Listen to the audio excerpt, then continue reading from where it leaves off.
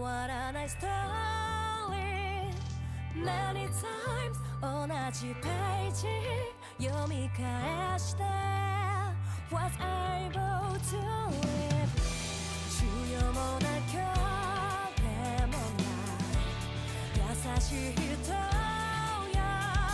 You said me 大丈夫って弱さとか包んでくれたファイルを描いてる未来を当たり前に信じ何も疑わなかった愛も愛も You taught me how You're my heart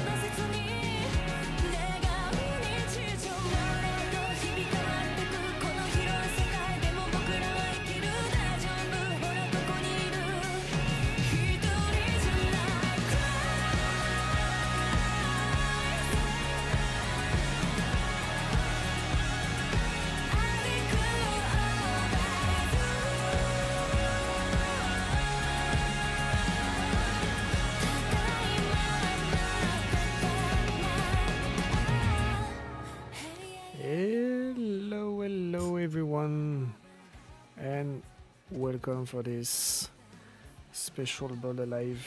Let me turn down the music for me because it's way too loud.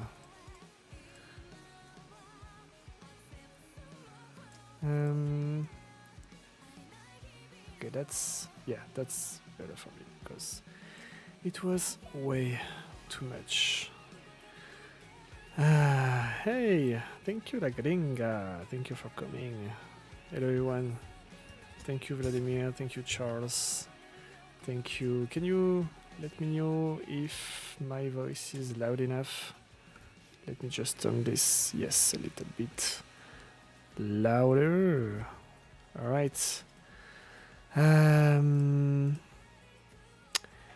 Hey, Violetto. Thank you for the happy birthday.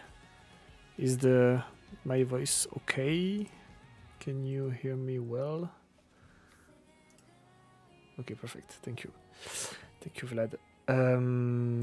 Let's start right away by calling someone. Because why not?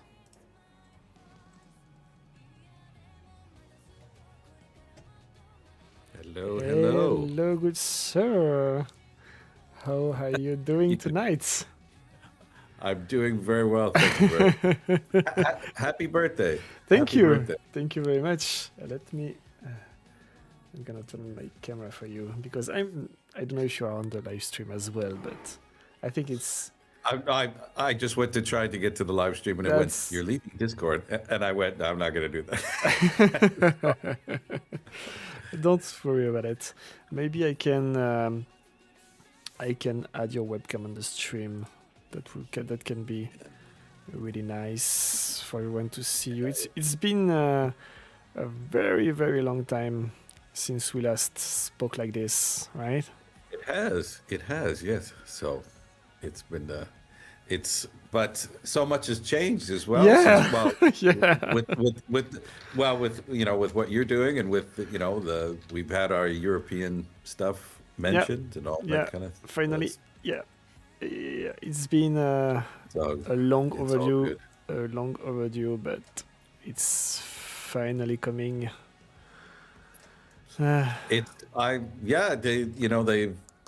They could come to more places, of course they could, kind of thing, but So which shows are you going to? You're going to the ones in Germany, or? Yeah, the 3 in Germany and the one in Paris, because it would be weird. You are going to hit. Yeah, it would be weird for me to miss the one in Paris, right? Well, that's my birthday, the one in Paris, and I was actually going to try and hit that one, but then I thought, I'm just going to go to one. I can only go to one, which is sad. So it's going to be the one in the UK, which is on the 11th. And of course, it's the only one when I won't be here.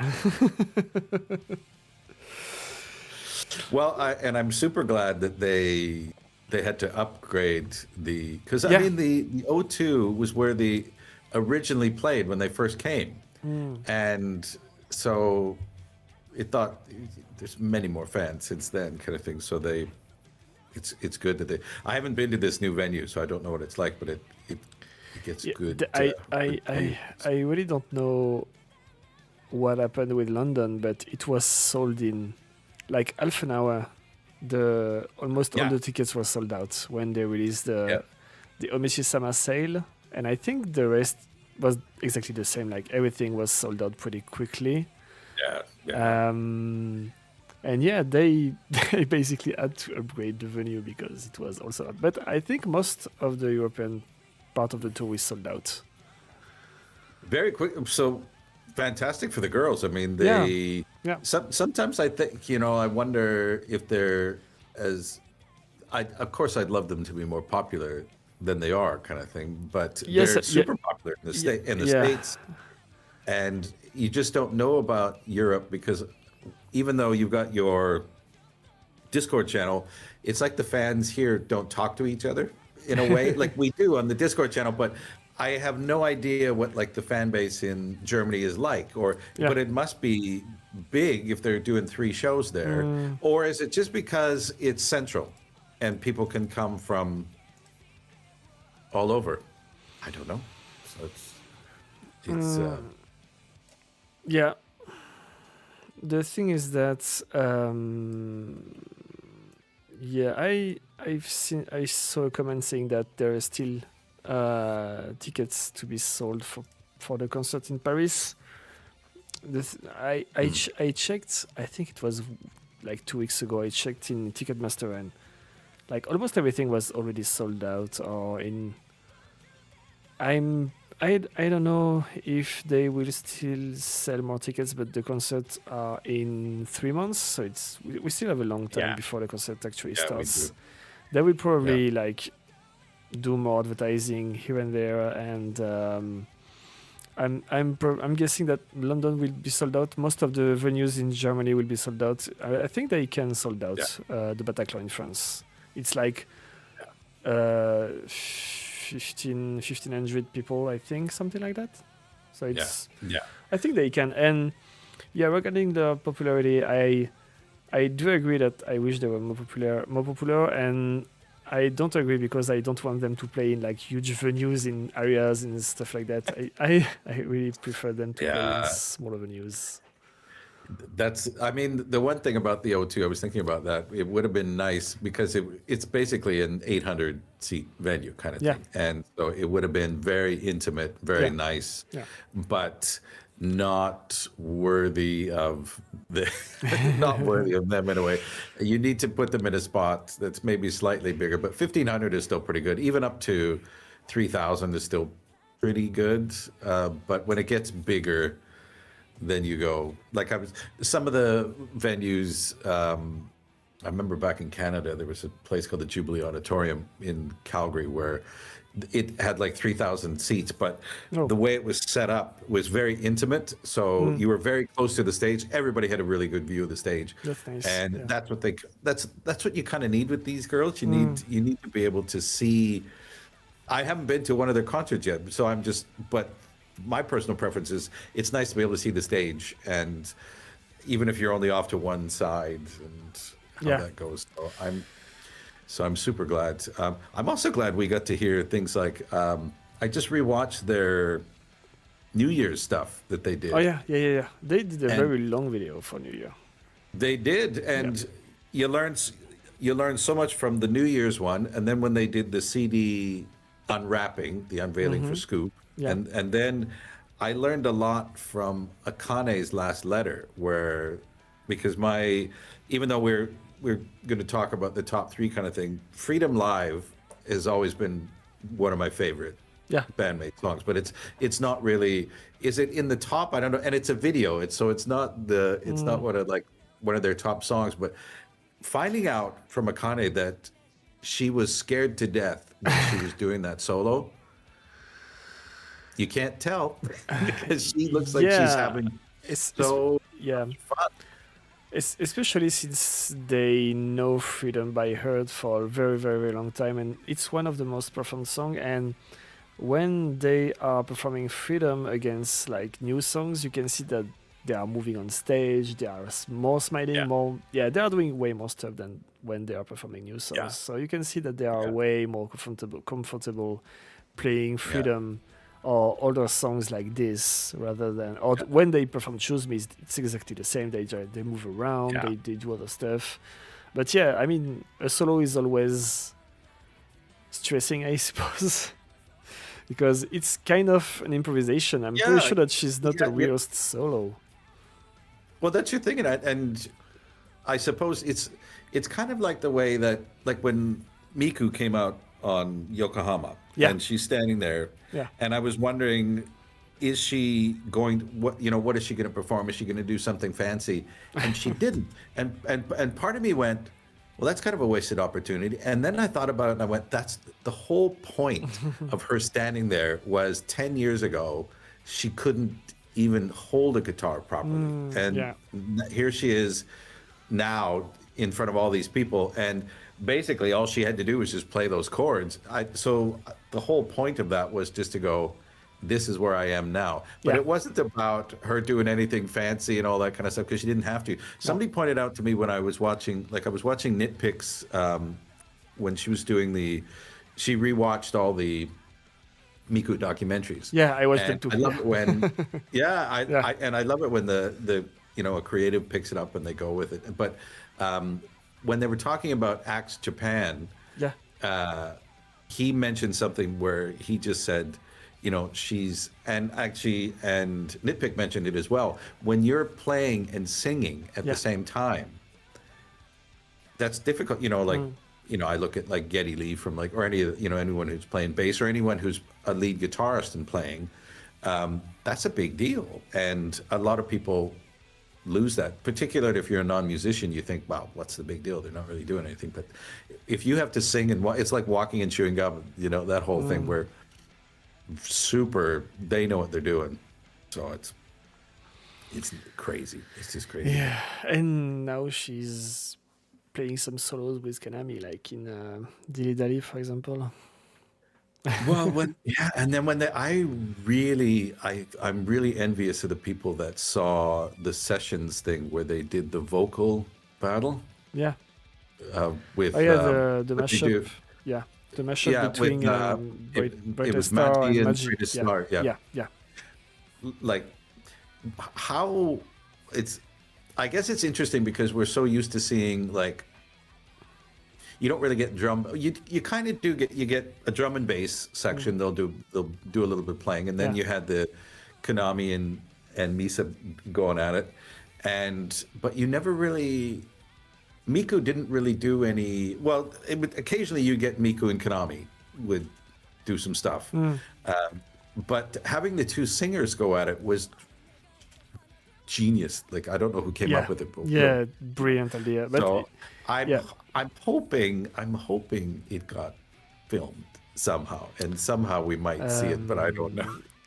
I'm pretty sure it was filmed, but I'm not sure that they will ever release something like that. It's exactly the same thing like the huge mashup they did, like the 12-minute mashup with 6 or 7 or 8 songs. I don't remember how many songs that were in this.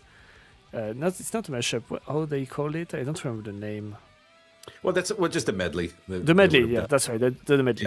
That's something that would blow the mind of everyone on the internet. But I don't know why they don't want to release it on YouTube, because that would be.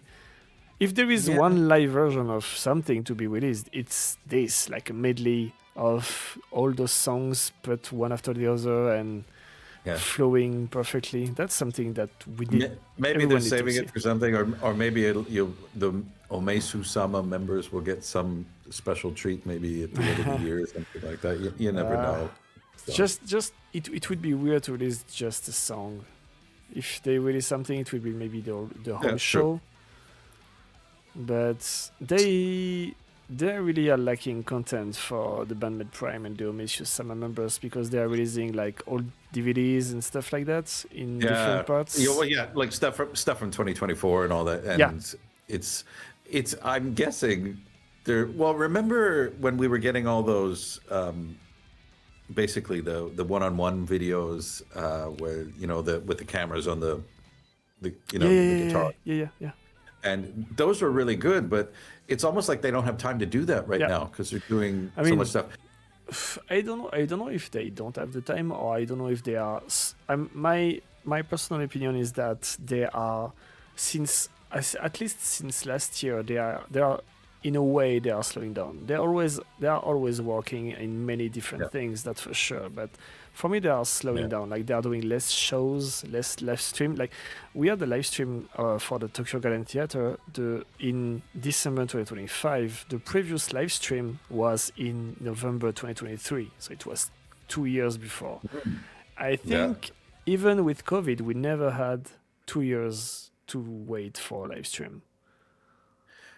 That's very true, because they were always doing stuff but although I thought they were slowing down a little bit when they announced their world tour, and then you've got how many new shows have they added since they made that announcement? 5, They added 3 shows in Japan. I'm not counting the festivals, because that's for me that's different. Yeah, I'm only counting but the thing is that that's also something that some people were pissed off at, because they announced a world tour and they are adding shows, but in Japan.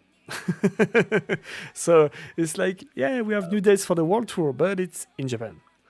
So Although now Download, are they doing that in the UK or are yeah, they doing that yeah, in Japan? Download UK.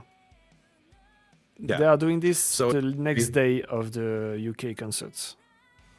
Oh, okay. So they're going to do UK is on the 11th, and then after that Yeah, they're doing the Download. Yeah, exactly. Okay. Yeah, unfortunately, it's on a very small stage, but I'm guessing that they need to regain popularity in Europe because it's been 7 years since they came to Europe, and they shine. They used to shine. They shine in the US, but they are not. I don't know if. Like, if you're a festival in Europe, are you looking at what they did in the US and like, oh yes, we need to book them in this big stage because they are popular in the US? Or are you like, they need to show what they have in Europe first and then we will invite them to play on that big stage? Like exactly what they did in 2022, basically.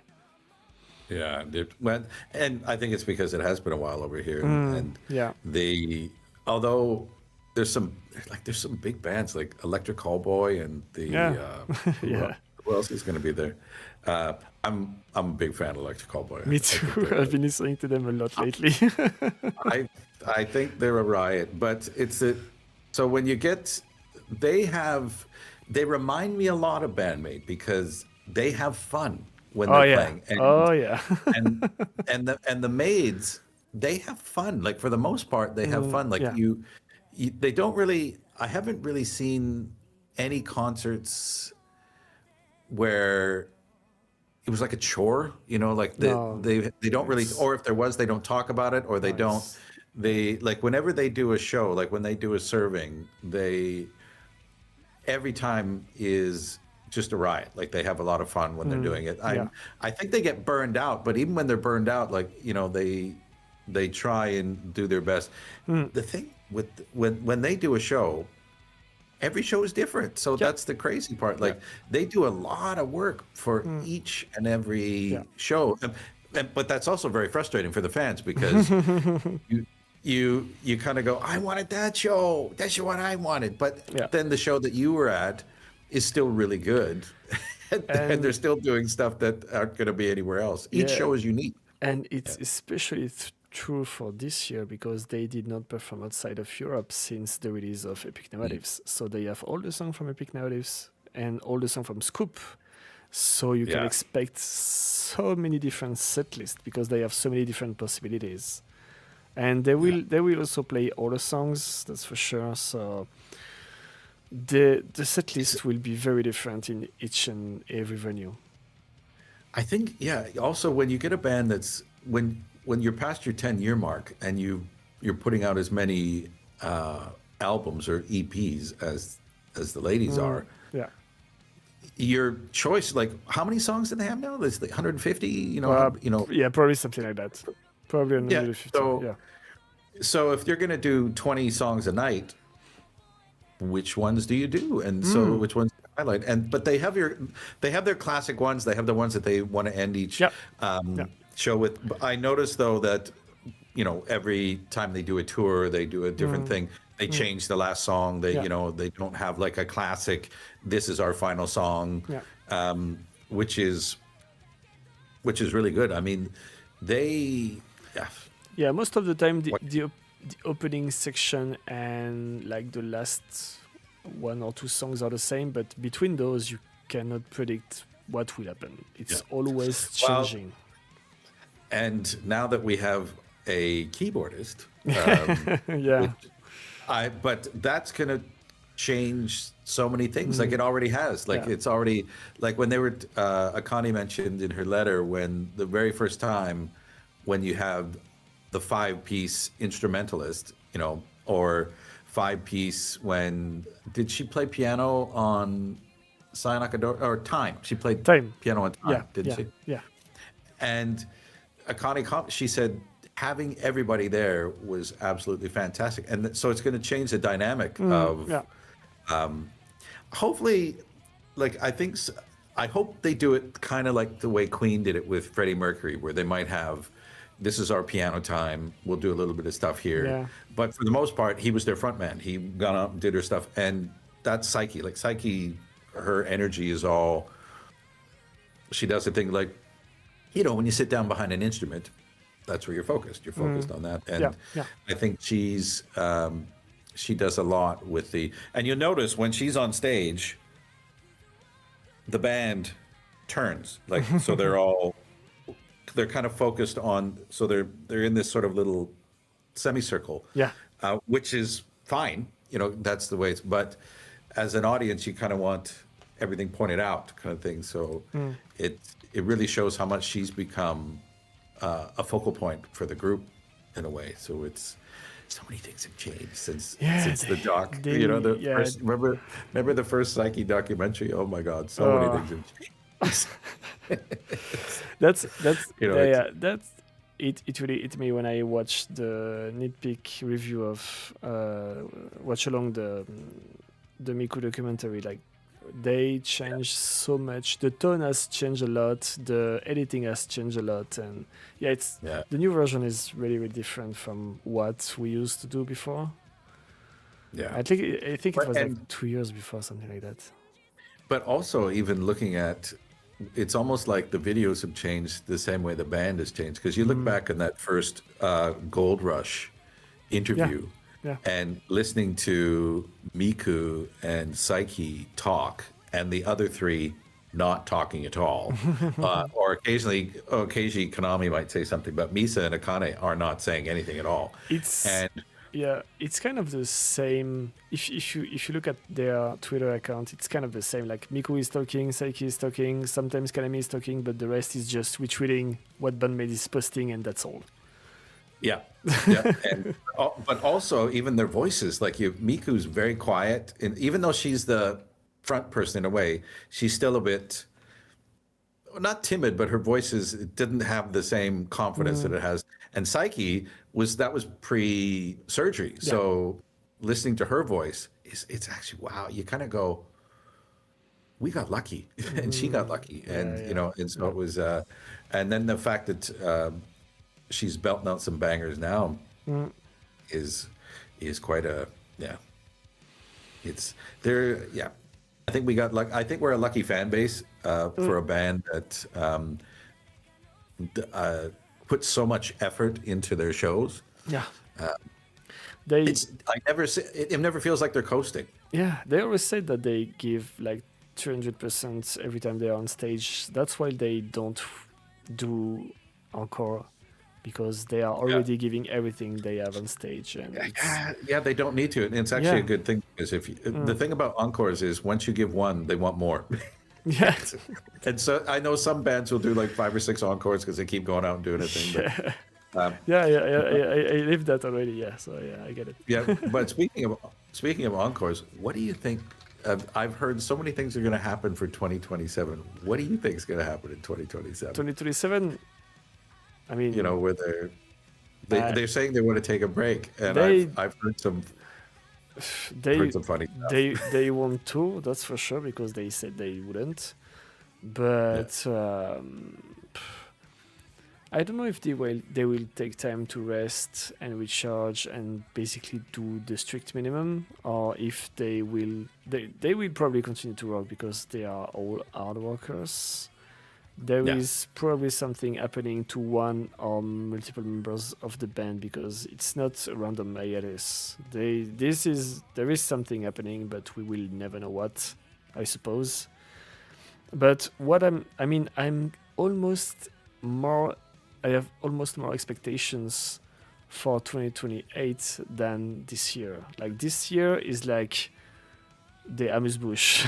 It's like, this is what this is just a little glimpse of what we have prepared for 2028. Like, 2028 should be, if they play their card well, and I think they should do the biggest tour, like almost touring all the year, like doing a ton of dates in Europe, a ton of dates in the US, South America, maybe Australia, visiting some countries they've never been to. they need to expand, they need to conquer, they need to do proper world domination, something they didn't do for a while. Maybe that's why they're taking a year off, so that they can do those arrangements and get everything ready to go. Because if you've noticed, they've sort of, when they go, they kind of go, and then they kind of pull back, and then they roll out a bit, and then even now with their world, with the European tour, and they're doing a few dates here and there, and you think, part of me went, I wanted more dates, but another part might be, they're like, we just can't, we're too tired, we can't do we're trying to fit in all this, but also we don't know what's going on back in Japan, because they seem to be bouncing back and forth, and so it's going to be, and there's anybody who's done any world traveling, those are long trips, so from Japan to...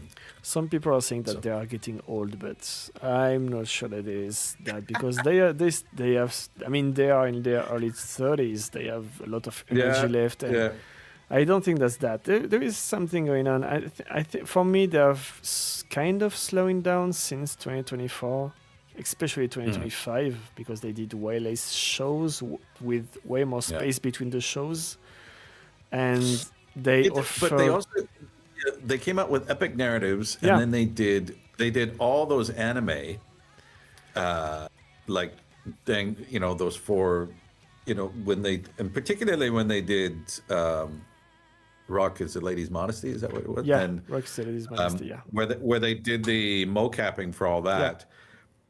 I mean, Akane was in heaven, but mocapping is a bugger. Like it's hard work. It's really hard work, and that would have taken a bit of time out of their schedule, and something they wouldn't normally do.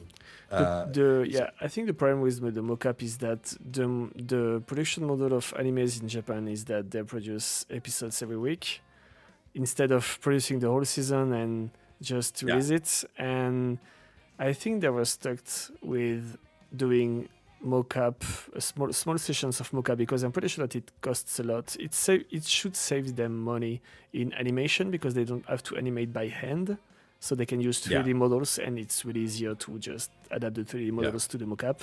But it still costs a lot of money, so I'm pretty sure that there was small sessions, but still a lot of sessions, because they have to do it for like every episodes.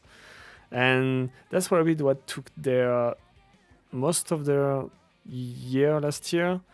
But like when we already saw that when they are writing a song and recording a song for an anime, it's really like 6 months before the release of the anime. So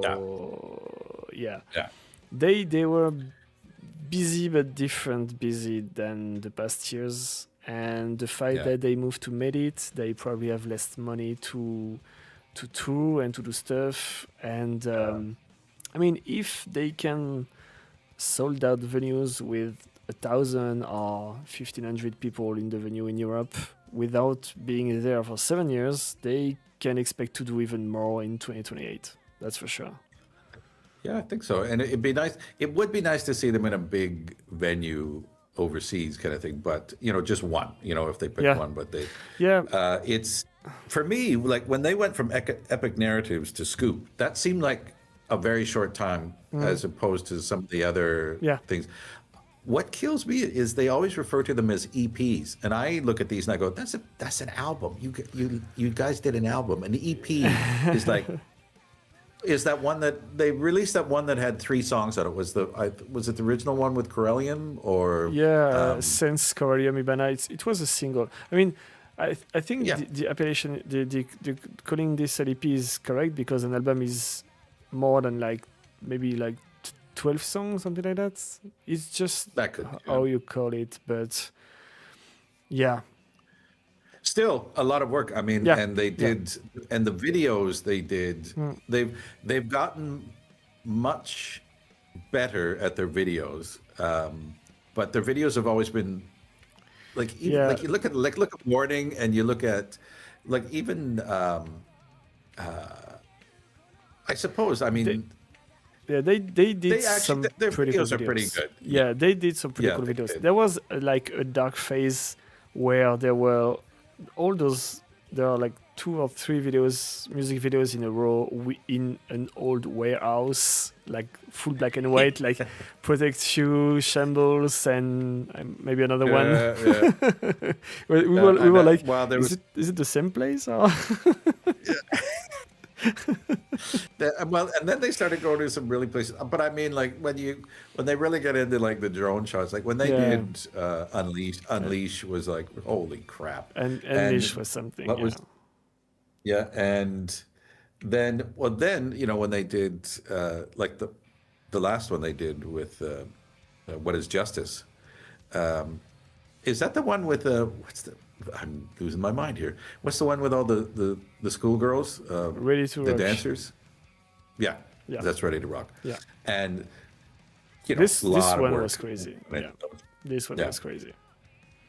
Yeah. And so I like when they're put, but I mean, you look at the videos they did for Epic Narratives, and most of them were pretty, like Forbidden Tale, fantastic video. Yeah, Forbidden Tale was really cool. You could see that there was actually someone trying to do something like with those transitions.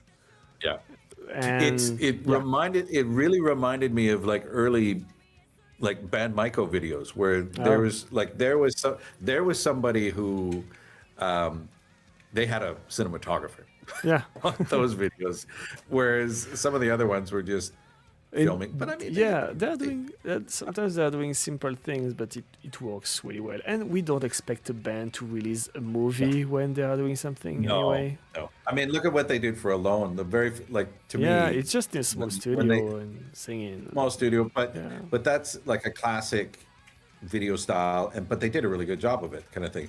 And Miku wasn't really playing guitar then, so they did a really good job of hiding that, and it all kind of worked, Yeah, and it's it's just really good. But they I wonder if they will release like an album next year or something, because I'm pretty sure that Konami or they will just work all year and be like, okay, 2028, like early 2028 release of an album, and then biggest tour ever to promote the album. You know what? I think there's going to be one of the things, well, at least one of the things I've always hoped would happen is when Konami started talking about how, particularly with COVID, how Misa started getting into programming as well. And when she started writing her own bass solos and things. And then when she mentioned that her and Akane were like, Konami would send her something and Akane would go, "What is that? No. I'm not, that's, there's so many levels of hell that she was talking about." And, but then she got into drum programming, and I am just waiting for the moment where we get a Misa song or we get an Akane song, like songs that they've either written or co-written. And because Konami, in a way, is very willing to.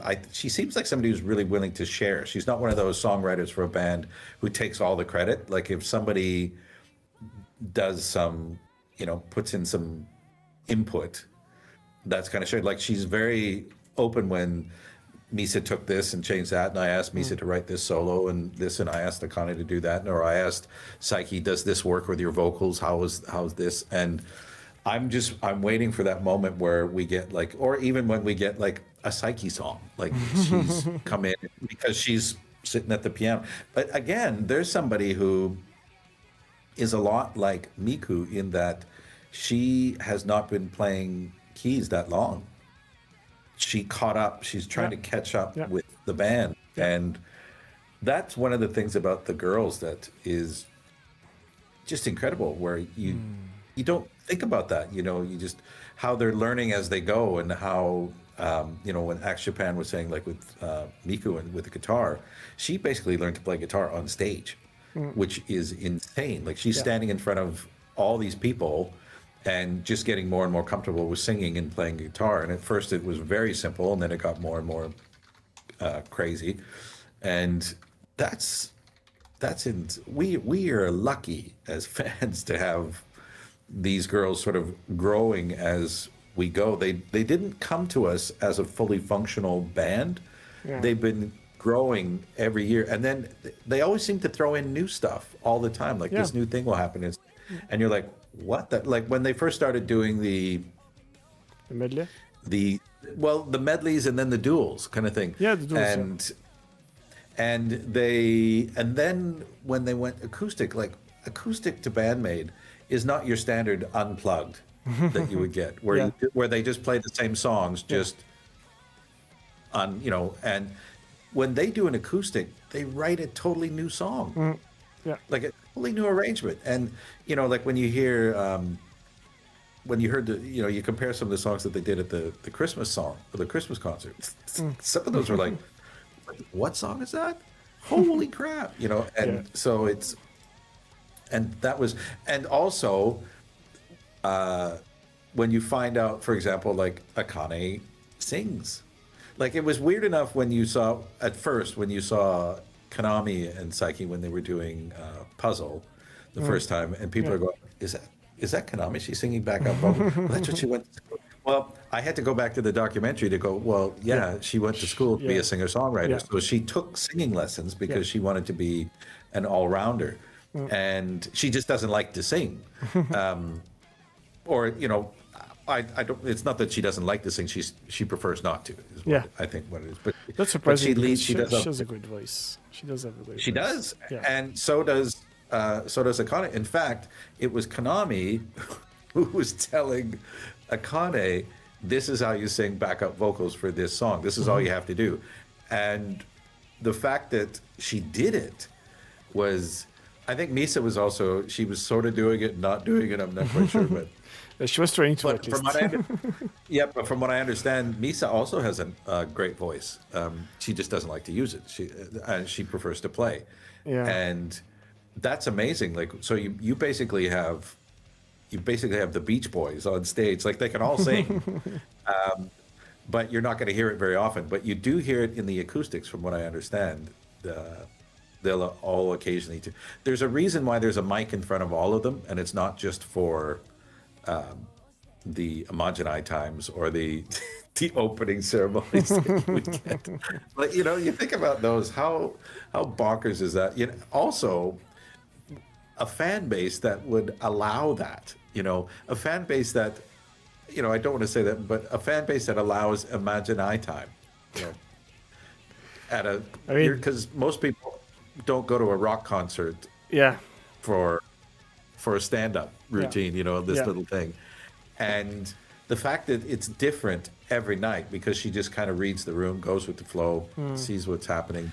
I have a feeling that she doesn't really have a script when she goes out. She kind of, not for the Imaginary time, but they did some bold move. Like, I think they really know their audience well, because how many bands are releasing like a radio show when they are talking for half an hour about how they behave when they are drunk? Like, who does that? Especially women. Well, and the fact that they'll talk about the show and they spend it, like when they had the radio show where Psyche's talking about the Hunts and Tigers, and Miku just starts laughing because Psyche's getting excited about them moving to a new stadium, and what does that have to do with BAND-MAID anyway? But that's the funny part about these two. So they talk about when they talked about where Psyche and Misa, where they got really drunk and they got lost. It was Psyche and Misa. And so they had to call Miku to and they were like, "Where are we?" Where am I? How do I know? But you know, it also says something about Japan, where that can happen. I mean, alcohol in Japan is really something. Like they promote alcohol like hell. Like it's a good thing, and it's a good thing to drink, and Well, I guess they used to do that in Canada and the United States, kind of thing, and then they banned that for a while. But it's the girls they kind of go off and. They're quite amazing. The thing is that they are already doing new amazing stuff, and they have still so much they can do. Like, how many fans are waiting to see a song where Kanami plays piano, or where Kanami actually sings backup vocals? Because we know she can sing. So, like, take a Miku song with Kanami in the backup vocals, or...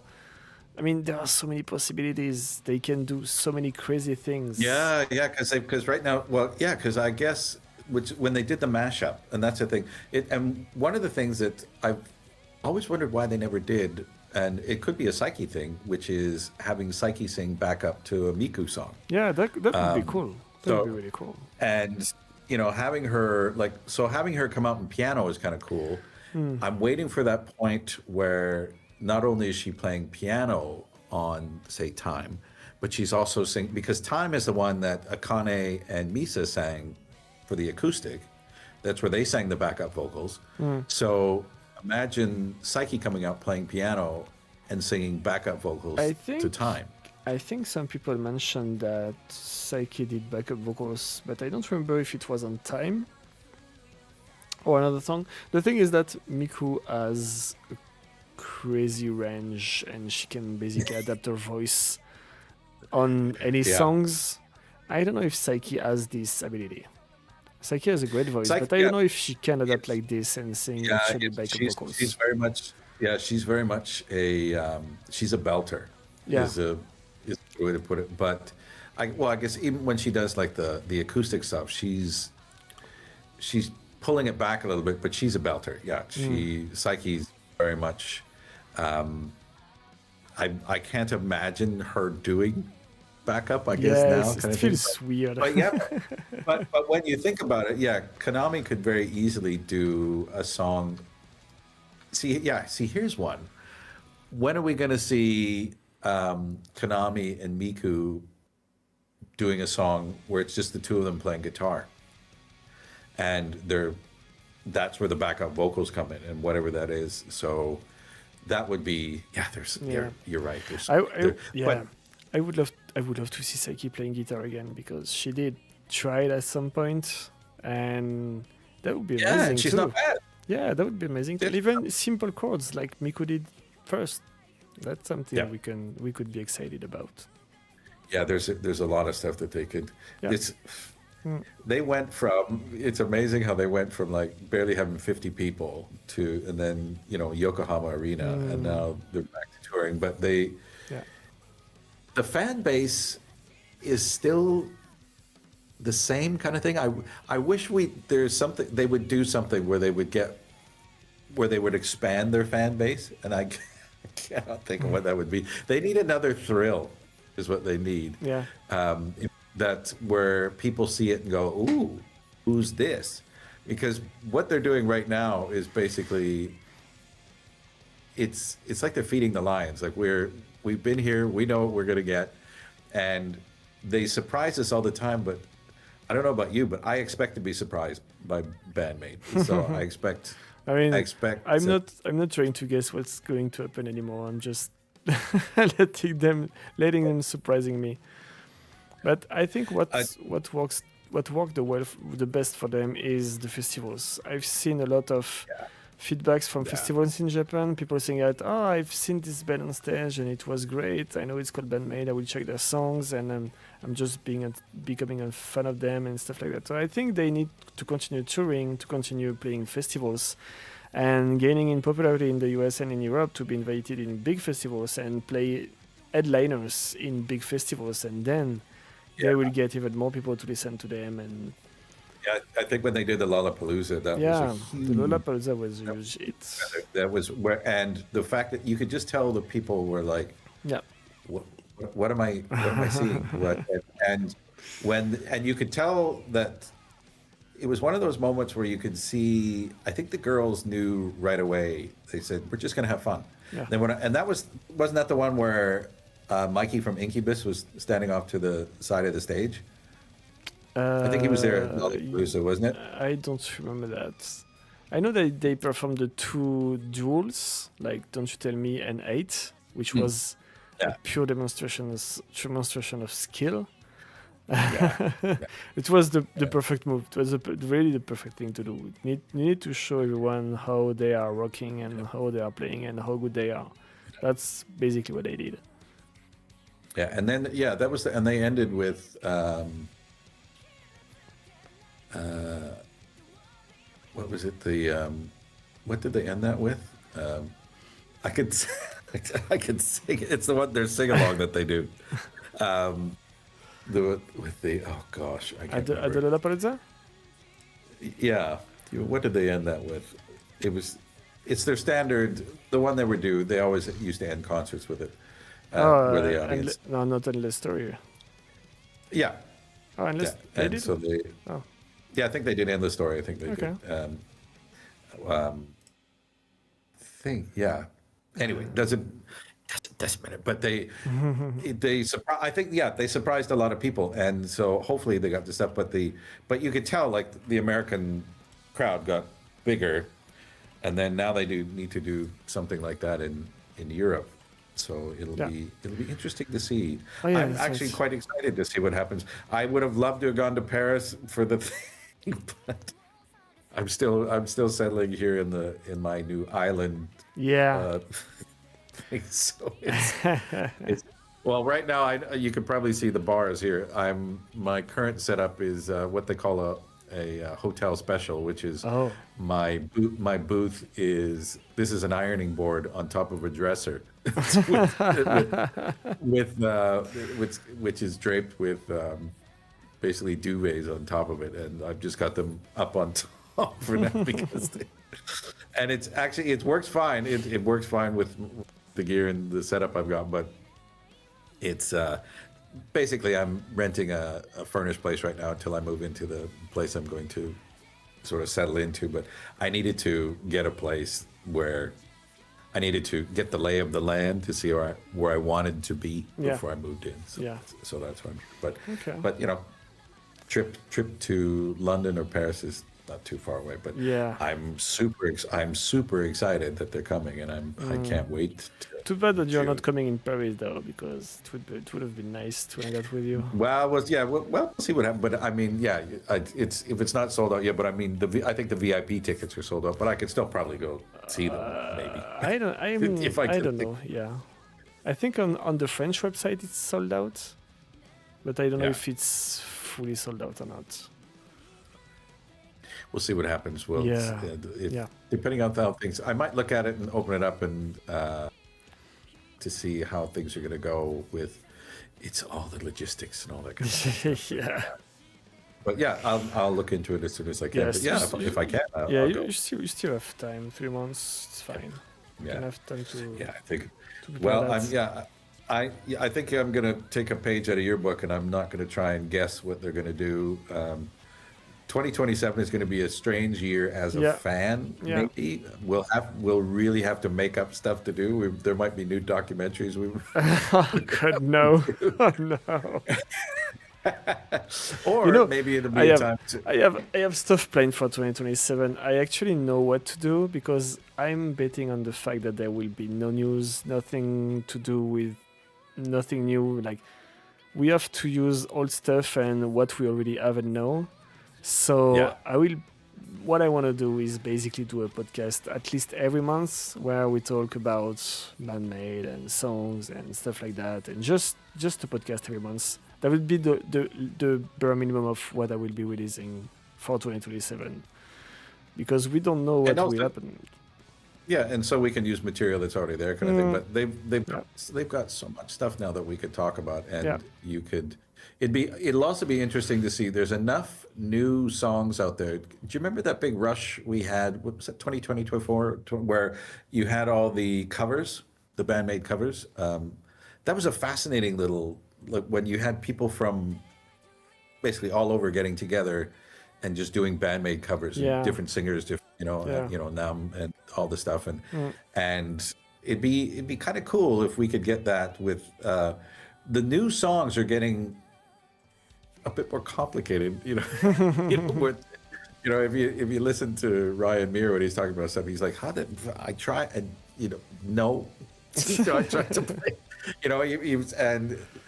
he's amazing when he with the stuff he picks up. Like Konami is, you know, she's a genius when doing some of the stuff she's doing with her fingers. And so he was like, yeah, I can do that. And then he picked it and went, no, oh, okay, this is a lot harder than I thought. And, you know, he still gets it though. But I'd really like to see another cover of something come out kind of thing. And I was just thinking that it's for 2027. I don't know what date we'll do in 2027, but like if we do a podcast every month, we could cover 1 year per month. So we will cover 12 years in 1 year, which is basically almost everything. I think that's an idea. They did so much stuff every year. Yep. Like how many, and there's some 144 tours sometimes a year kind of thing. So, and also going back to cover some of their early stuff, I think we've forgotten how far they've come. So it'll be really interesting to go back and go over like those first 3 albums, you know, or EPs where how things change so fast. So I think it'll be really cool. Yeah, we have a lot of material. So yeah, I think doing 1 year every month is something that could work. And speaking of the channel, we hit today the 12,000 subscribers. That's finally. Well, finally. So, does that have to do with the Discord people as well? Like, or no, it's mainly with the release of new videos. And as I haven't been that productive since a few months. I mean, since mid 2025, basically. Yeah. It's growing slower than that it used to, but yeah, we are getting there. I mean, we'll pick it up again. Yeah, we continue to grow, which is great. We are almost the biggest community in BAND-MAID Community. Like, I think the biggest is the main Facebook group, which has like something 14,000 people or something like that. But that's huge, like 12. I mean, when I started to make those videos, those BAND-MAID Nippon videos, I would not expect some day to see like 12,000 people subscribing to the channel. That's insane. You think back at like how many people were subscribed when we did the first Psyche documentary? I don't even remember that. I don't know. But it's nice to see that. I'm very glad you redid them because me too. It found a whole new group of reactors. The only thing I wish is that I could keep the views. Because they worked very, very well when I released them, and the new ones they did not. So but when you search for anything BAND-MAID related on YouTube on Google and on Google Image, you always see my videos somewhere. I'm popping up almost every time you search for something with BAND-MAID. Well, I'm yakking about, I yak about them all the time, kind of thing. In fact, I use those videos as part of my CV because people, I'll say, when I talk about just, narrating things for social media, kind of thing, I'll mention my BAND-MAID stuff, and because I think they're well written, they're very well edited, and it's one of the few things where I could say, yeah, I'm not worried about recommending this to anybody. Whereas I have done things where I said to people, yeah, I did this thing. Don't bother. It's okay. You don't look at it. Because there's some things early in my career where I'm like, yeah, it's fine. Good. Just I did it. That's all you need to know. Don't Google. Okay. I was. You remember the interview video I did with Stargaze? Yes. The other day I think yesterday or 2 days ago, I was looking for the Stargaze for videos, the music of that Stargaze is posting on YouTube, and when I searched for them, I found my video before any of their music. Which is stupid. The algorithm. It's really weird. Really, really weird. So 12,000 subscribers. Yay! That's fantastic. I'm very happy. And it's exciting and also good. You've earned it. So you've put in a lot of work on these, and So now we just need to finish up. Is it the pigeon who dreams of sang, singing? or the- Yeah, the pigeons dream of Pigeon singing. Pigeon. That's a tough one. I think we have 2 episodes to finish the series. I already wrote part of one. I mean, almost 1 episode entirely. I reread the script I wrote a long time ago, and I changed stuff. And I will get back to it eventually and write the second episodes. I will ask Dumu to do all the drawings. I will ask the voice actress to record everything, and I will. The goal is basically to release one giant video with the whole story. Because I don't want people to have to just rewatch the previous episodes to catch the latest one. I'm just gonna do a big one with the whole story, change the mistakes I made, correct the mistakes I made, and change stuff that need to be changed. And yeah, just a big video for the. I rewatched them and I was pretty proud of what I did with those.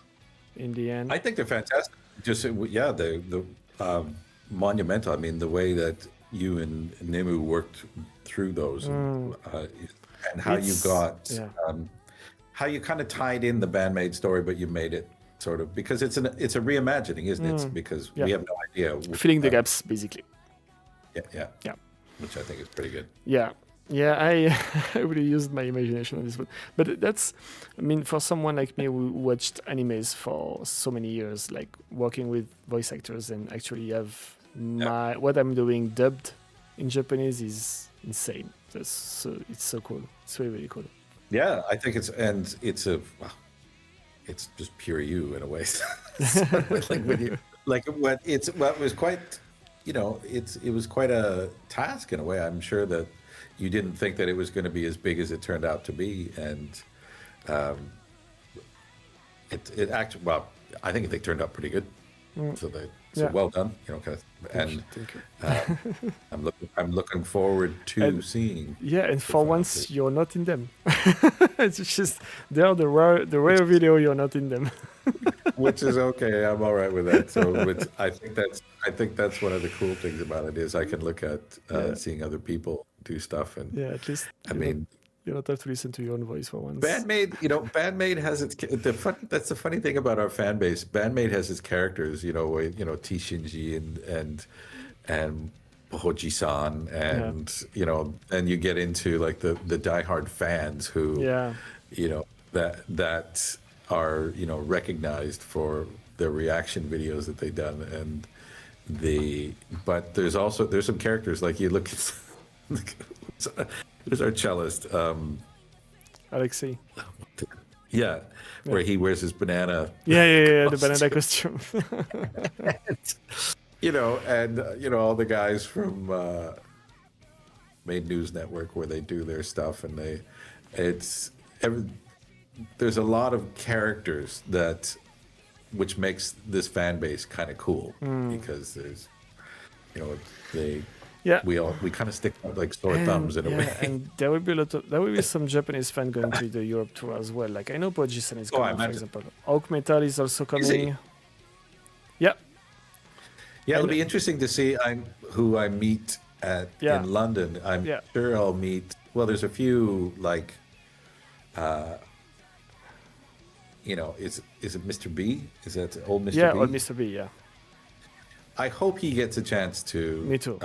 His leg isn't bugging him too much, and he gets a chance to come out, kind of thing, because he's somebody who is very much an inspiration. So watching it, so it'll be cool if he can make, but also just the clan, the crew, to see who comes out, because there's going to be somebody who's going to go to see every single show. Oh yeah, that's for sure. Yeah. So. And this will be my first show, so I'm just looking forward to the whole experience. I'm not going to the UK because I have other plans that I already had to move a little bit to go to the Paris concert, and because it's freaking expensive to go to London. Well, that's the thing. Like I got myself a VIP ticket, and when I got it, I was like, you know, because it happened at a time where I was like, I should be buying food. But when it happened, I went, this is what I have to do. It's my first concert. I'm going to treat myself. Yeah, you're right. So I mean, do the VIP treatment. And I was in the same position, and I bought 4 VIP tickets, so it's fine. It's fine. Yeah. So thankfully, the German Ticketmaster website accepted to pay with PayPal for months. So I was able to, because no, I can't do that in one one time. Yeah, it's impossible. Which is, and it's an odd thing. I mean, I'm sure there's other fan bases that have people who do this, who go to all the concert, but there's something about if somebody said to you and said, yeah, I've gone to see 8 BAND-MAID shows. We don't bat an eye. It's like, yeah, I wish I could do that too. You know, it's something because what makes a reason to go is we talked about earlier. Each show is different. Yeah. So that's why I'm going to 4 shows. It's not like you're going to see, like, you know, there's some, as we talk, there's some bands who they just do the same. Yeah, they do the same set list all the time. Yeah. And so there's no real point in going to see them more than once on tour. But with BAND-MAID, it's always never different. know what you it's always different. Yeah. There's always something happening, like, you know, what was it? Miku made a mistake at, or it was a pedal mistake is what it was. And so, but from what I understand, it created a moment of pure, you know, pigeonness where it just, where everything had to stop and start again, and there was laughter and all the I see that Jeffen says that Mr. B cannot go to the shows because he's too ill and vulnerable. So that's really sad. I really hope that they can find a solution for him, like to be in a restricted area or something like that, where he could watch the show at least. That would be nice. That would be really nice. Maybe something they can try. I don't know if there is something they can do, but I hope that he will find a solution and actually be able to go. Exactly. Now you have you've got a meeting coming up here. Yeah, I have a meeting in like less than 10 minutes. I'm gonna wrap up. Well, thank you very much for inviting me. I'm glad just to talk about BAND-MAID. It has been a while, and these I could talk about these ladies. Yeah, me too. All that. But who is the best person to invite to a live stream for my birthday than the almighty Casper Michaels, the voice of the channel? You are the voice of the channel. Yeah. Well, thank you very much. We're wearing my birthday hat for you, so that's all. Thank you. And it's you know, you kind of dragged me kicking and screaming into this whole thing in a way. I'm so glad that we started doing the documentaries, and me too. You know, 10 years later, so you know, or when did we start? It's been at least 6. So, I don't remember, but it was a long time ago. But I'm very glad to have me too. Been along for the ride, and I'm going to continue to. We'll keep doing. That's what I was going to say. It's far from over. I have ideas. I pitched you already, and I have stuff coming. Yeah. So stay tuned on the channel. Subscribe if you're not, and we will continue to make video together. That's for sure. Yes, we will. Yes, we will. Thank you very much, Casper, for coming, for taking some time to talk with me, and have a great day, everyone. Great night, good evening, and thank you all for the happy birthday. I'm very glad that I'm able to share these moments with you guys, because without you, I will not be able to do what we do today, basically. All right, thank you, everyone. Great day, Casper. Thank you again. Have a great settling up in your little island. And I hope that we can actually meet very soon. I hope so too.